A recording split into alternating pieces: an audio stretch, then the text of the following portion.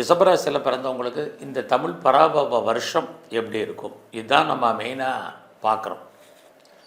இந்த வருஷத்தில் ஏதாவது முதல்ல பயிற்சி இருக்கான்னு பார்க்குற போது திருக்கணித பஞ்சாங்கப்படி வைகாசி 18ஆம் தேதி, குறிப்பாக ஜூன் 1ஆம் தேதி மிதுன ராசிலேருந்து கடகராசிக்கு குரு பகவான் வர்றாரு.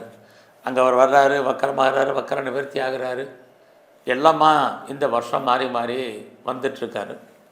குறிப்பாக இந்த வருஷம் குரு பகவான் பார்த்திங்கன்னா மிதுனம், கடகம், சிம்மம் இந்த 3 ராசியில் அவர் சஞ்சாரம் பண்ணுறார். இந்த வருஷத்தில் கார்த்திகை 19 டிசம்பர் 5ஆம் தேதி ராகு கேது பயிற்சி.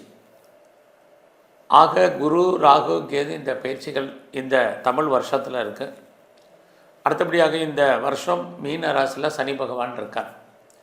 ஆக இந்த கிரகம் அது போக மற்ற கிரகங்கள்லாம் இருக்குது. ஆக இந்த கிரகங்கள் இருக்கக்கூடிய இடம், இவங்க பார்க்கக்கூடிய பார்வை, இவங்க சஞ்சாரம் பண்ணக்கூடிய நட்சத்திர சாரம், இதை வச்சு தான் இந்த தமிழ் வருஷம் எப்படி இருக்குன்னு பார்க்குறோம். பொதுவாக நம்மளுடைய நீடு என்ன, தேவை என்ன, ஒரு மனிதனாக நம்ம பிறந்தால் நமக்கு ஒரு நல்ல படிப்பு, நல்ல வேலை, வருமானம், சம்பாத்தியம், அல்லது நம்ம பிஸ்னஸ் பண்ணால் நல்ல லாபம், இதெல்லாம் தான் நமக்கு வேணும். பொருளாதாரம் ரொம்ப ரொம்ப முக்கியம், ஃபினான்ஸ் எல்லாம். அடுத்தபடியாக நம்முடைய ஆசைகள், காதலாக இருக்கட்டும், மேரேஜாக இருக்கட்டும், குழந்தைகளாக இருக்கட்டும், ப்ராப்பர்ட்டி வாங்குறதாக இருக்கட்டும், இதெல்லாமே நமக்கு செகண்டரி. ஸோ இதெல்லாம் இந்த வருஷம் எப்படி இருக்கும், இதில் இன்னுமே நம்முடைய உடல் ஆரோக்கியம், வெளிநாட்டு பயணம், நம்முடைய என்டர்டைன்மெண்ட் எல்லாமே தான் இதில் இருக்குது. ஆக இதெல்லாம் எப்படி இருக்குங்கிறத தான் நம்ம இப்போ பார்க்க போகிறோம்.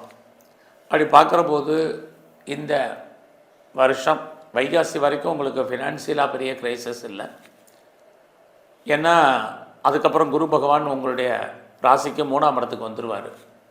இந்த குரு பகவான் 3ஆம் இடத்துக்கு வர்றதா உங்களை பொறுத்த வரைக்குமே ரொம்ப ரொம்ப விசேஷம். ரிஷபராசியை பொறுத்த வரைக்கும் ஏன் அப்படின்னா 3ஆம் இடம் உங்களுடைய முயற்சி ஸ்தானம், இறைவனுடைய அனுகூலம் அனுகிரகம் உள்ள ஸ்தானம், இறைவன் உங்களுக்கு ஏதோ ஒரு விதத்தில் தோன்றா துணையாக இருந்து அருள் புரியக்கூடிய ஸ்தானம்.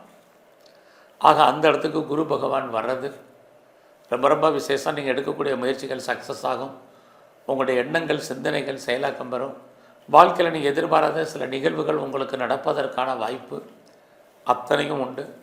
உங்களுடைய மெயினான பாயிண்ட்டு நீங்கள் முயற்சி பண்ணணும்.